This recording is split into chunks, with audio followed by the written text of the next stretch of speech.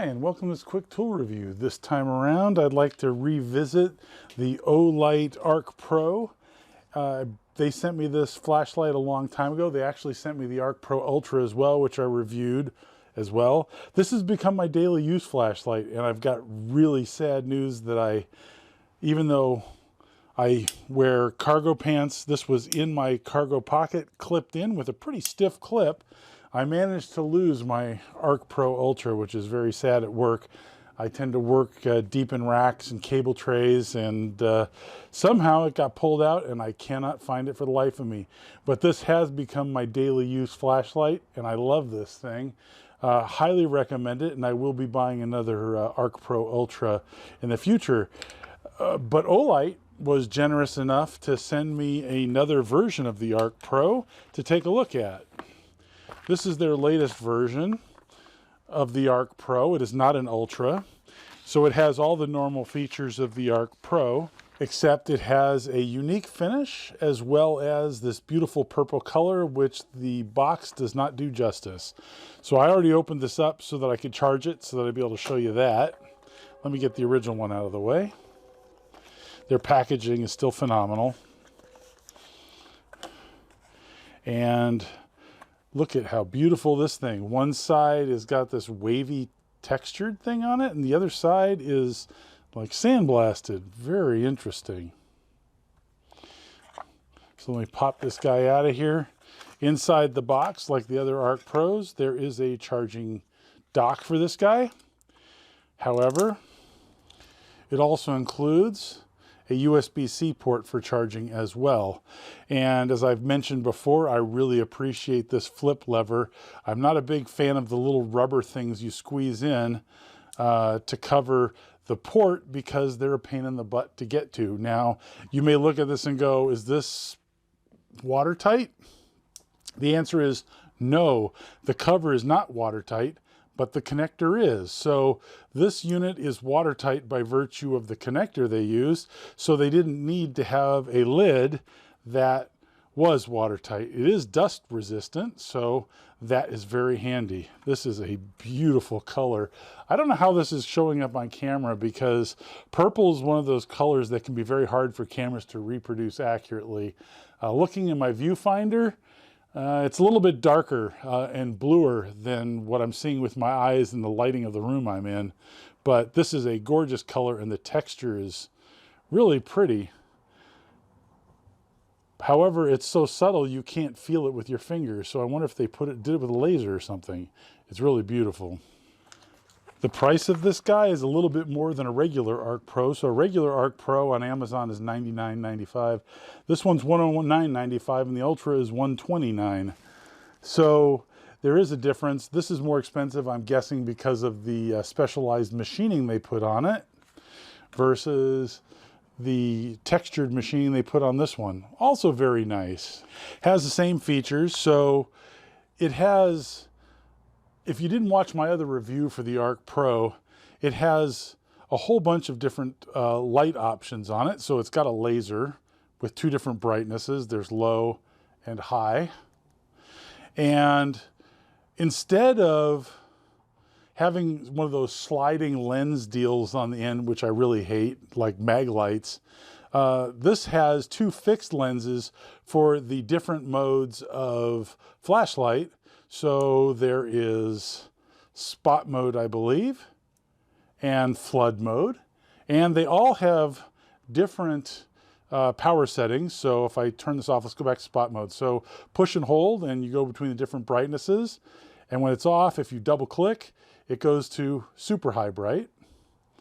Same with flood. You can just sort of see this. This is in low power mode. Runs forever like this.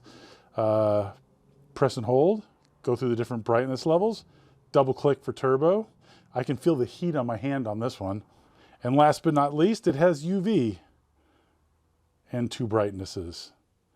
This is particularly useful, by the way, for finding grasshoppers in your garden at night, because they fluoresce. You can go out there with a pair of pliers and just pluck them off the plants and kill them, and they won't even see you coming. So that's pretty handy. It has a bunch of automatic transitioning light output modes where it'll put out max light for a short amount of time, probably based on heat and battery, and mostly heat, most likely. And then it'll switch to a slightly lower output, well, a significantly lower output for a long period of time. So when you are in flood or spot mode, well, let's go for flood. Flood mode, you can get 1500 lumens for 4 minutes, and then it'll drop down to 520 lumens for 140 minutes, which is, you know, over 2 hours. That's pretty decent. In spot mode, it's 800 lumens for 4 minutes, 400 lumens for 130 minutes. Jumping down to high, we've got flood mode, 520 lumens for 10 minutes, and 100 lumens for 155 minutes, which is over 2 hours. Then spot mode, 400 lumens for 10 minutes, 100 lumens for 125 minutes. Dropping down to medium, we've got 100 lumens for 13 hours for flood mode and 100 lumens for 10 hours in spot mode. That's pretty awesome, and that's a decent amount of light. Low is 15 lumens for 72 hours for flood mode and 15 lumens for 66 hours in spot mode, which is also pretty darn decent. Moonlight mode, which is double click when it's off, or no, press and hold when it's off, is 1 lumen for 14 days in either mode. That's just insane. UV, you've got 1 watt for 5 minutes and 450 milliwatts for 280 minutes on high, and in low, 360 milliwatts for 6 hours. That's pretty awesome as well. Laser, 0.39 milliwatts for 226 hours, and 5 milliwatts just under, which can damage your eyesight. Do not ever look into that beam. Don't look into any of them, for 50 hours. Also pretty amazing. This is a beautiful flashlight, and I can't say enough good about this company. The difference between this flashlight and a lot of others is if you think of like a mag light and a Coast light, they're well-made flashlights. They're kind of like the Gerber of knives, and this is kind of like a specialty knife where someone put a lot of effort into making something that's not only functional but beautiful. So I've got nothing good but good things to say about this guy. 109 bucks or 110 bucks when you round up. Well worth the price. Next up, I had a project coming up where surface finish was specified, and although I don't have a device to measure it, I thought that if I purchased something like this, I could use it to identify whether I am close or not, just based on looks. So they give 16 micro inches all the way up to 500 micro inches, or RA of 12.5 micron down to 0.4 micron for each of 5 different kinds of machining operations. So here's horizontal milling, and you can see that even in its finest mode, I can't really feel that or scratch with my fingernail, but you can sure see it. Vertical milling, the finish is better right off the bat. Turning, you can definitely feel the first few, and then fingernail has nothing to catch on for the last few. Grinding, I can feel the first one, not much after that. And flat lapping, that's a whole nother deal. This is a different finish. So this is 1.6 RA down to 0.05 micron RA, or 63 micro inches all the way down to 2 micro inches, which is pretty cool. So we'll see how well this works out for me. I like they've got some protective paper in here with some oil to keep this thing from oxidizing. Interesting to note, if you didn't know, the finer and smoother the surface finish, so the lap surface finish, the less likely it is to rust. So the less surface area per square inch, you know, the less likely it is to rust.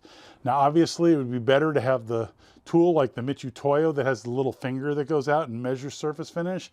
That's a couple grand. I'm not there yet. Last but not least, I've been doing a lot of soldering lately. Most of my electronic related tools are at work where I do that for a living. But I started to get some here at home. I've been doing a lot of soldering lately. I use this soldering iron. It's an Edson. It's very nice. It's temperature adjustable on the handle, and it works in a traditional kind of way where it has a heating element here and kind of stuck. The tips slide into the heating element and make physical contact to conduct heat up to the tip. And it works. This is a pretty decent soldering iron. I like it a lot better than I like the Wellers. Temperature adjustable and pretty decent. However, this is next level. So this works by resistive heating, and if you cool the tip down, you've got to wait for thermal conductivity to conduct heat from the heating element back to the tip. That is a problem. This is a Metcal, what is it, like a 500 MX or something like that.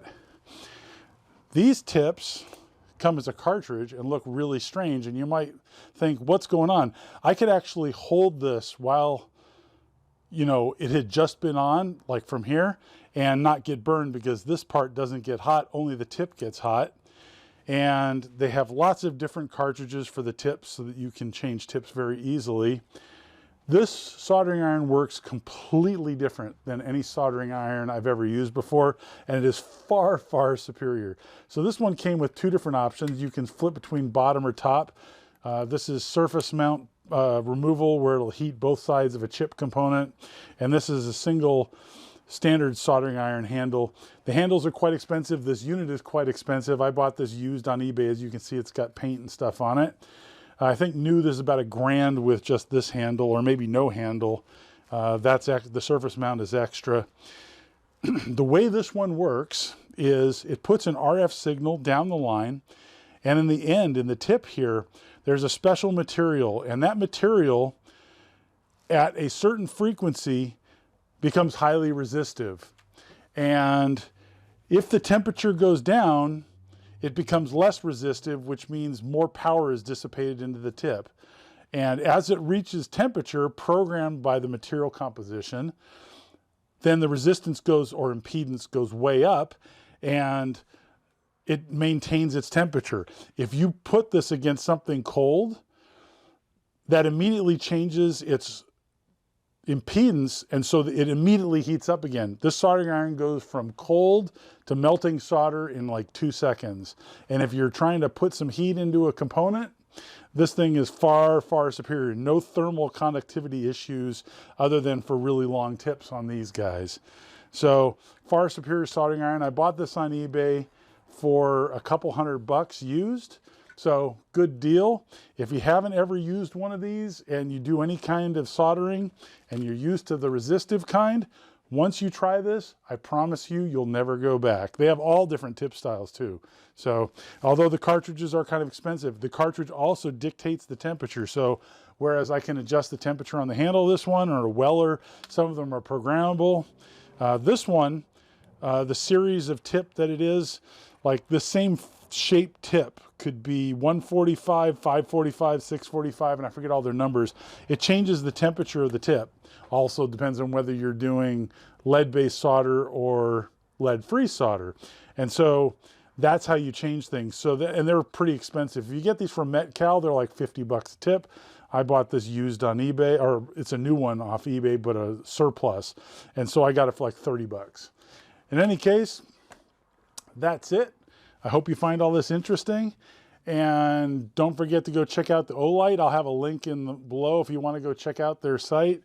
And yes, they did provide this for me for free. So yes, I am essentially being paid sort of to do this, not in actual cash, but in product. But this is a fantastic flashlight. Like I said, it's my daily go-to at work, where I use a flashlight all day long. Very happy with it. The only thing about this form factor that isn't awesome is that it doesn't have removable batteries. So if I kill this during the day, I have to throw on the charger and grab a different flashlight. Thanks for watching. Hope you find it useful. Hope to see you next time.